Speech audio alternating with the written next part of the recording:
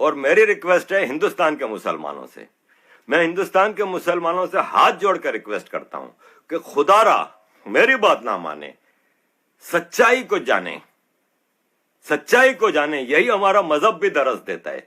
سچائی کو جاننے کی کوشش کریں، اپنی اوریجن پہ جائیں۔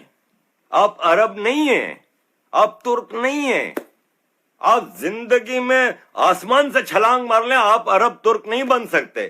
اب ہندوستانی ہو، ہندوستانی ہی رہو گے، اور اگر آپ اپنے ہندوستانی ہونے پہ پراؤڈ فیل کرو گے تو it will be better for you, nobody else.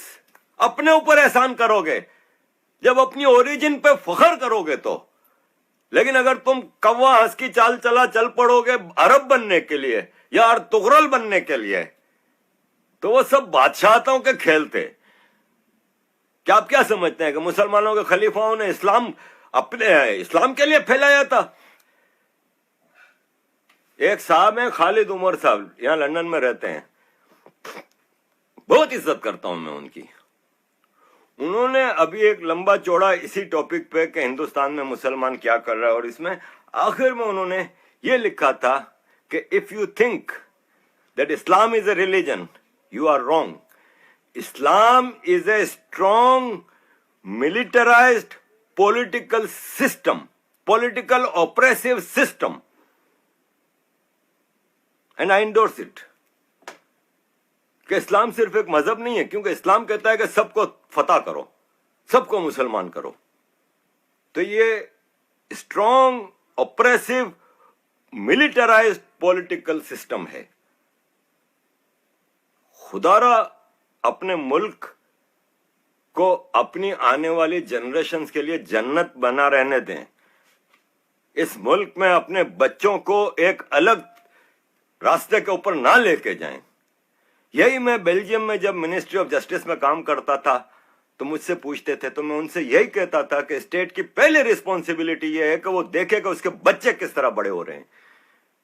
اگر آپ مسلمان کو کھلی چھوٹ دے دو گے کہ جیسے اپنا بچہ بڑا کرنا ہے بڑا کرو، یہ اسٹیٹ کی رسپانسبلٹی ہے۔ یہ میں نے بیلجیم میں بھی منسٹری آف جسٹس کو جب میں ان کے لیے جاب کرتا تھا، میں نے ان کو کہا تھا، میں نے کہا آپ کو کیا پتا یہاں پہ بچے کس طرح بڑے کرتے ہیں مسلمان؟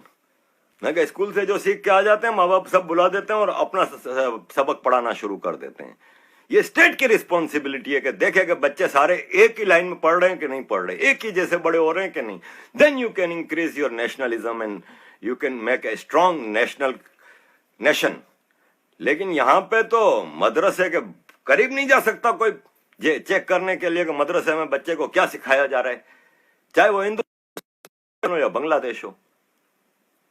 بھیڑ بکروں کی طرح ہم اپنے بچوں کو، وہ خاص طور پہ غریب جس کے پاس چوائس نہیں ہوتی، وہ کہتا ہے مدرسے میں 3 وقت کا کھانا بھی ملے گا اور تعلیم دے رہے ہیں۔ ابے وہ تعلیم نہیں دے رہے، وہ جانور بنا رہے ہیں ادھر۔ تعلیم یہ نہیں ہے جو مدرسوں میں دی جاتی ہے۔ ہم نے بھی مدرسوں میں پڑھا ہے۔ جب چھوٹے چھوٹے تھے تو ہمارے گھر کے پاس ایک بھائی ہوتی تھی، ہماری امی نے مجھے اور میری بہن کو اس کے پاس قرآن پڑھنے کے لیے بھیجتے تھے۔ ہم اس بھائی کے پاس جاتے تھے پڑھنے کے لیے، مدرسے میں اس کے سارے بچے قرآن پڑھ لیا، بات ختم نا۔ آگے کی تعلیم آپ مدرسوں میں کیوں دے رہے ہو؟ تو پھر اسکولز کائے کے لیے ہیں؟ اس مدرسے کی تعلیم والے بچے کا باپ اس کے اوپر ظلم کر رہا ہے کہ اس کا کیا فیوچر دے رہا ہے وہ اس کو۔ مزید تو میں تبلیغی جماعت پہ کافی بولتا رہتا ہوں۔ تبلیغی جماعت اور ان کی ایکٹیویٹیز پہ اگر آپ بچے اپنے ادھر دے رہے ہیں، ان کے حوالے کر رہے ہیں، تو آپ اپنے بچے کی زندگی اور آخرت بھی تباہ کر رہے ہیں۔ اس بھول میں نہ رہیے گا کہ آپ کا بچہ اگر 4 کافروں کو مار دے گا اور خود شہید ہو جائے گا اور سیدھا جنت میں جائے گا، یہ بھول میں نہ رہیے گا۔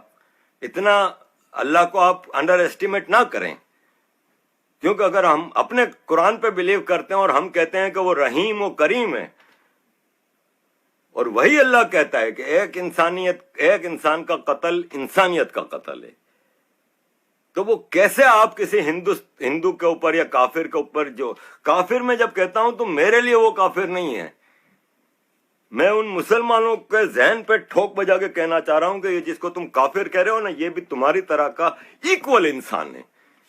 وہ اگر کسی اور بھگوان پہ بلیو کرتا ہے تو وہ کمتر نہیں ہو جاتا تمہاری نظر میں ہو رہا ہے اس لیے کہ تمہاری تعلیم ایسی ہے.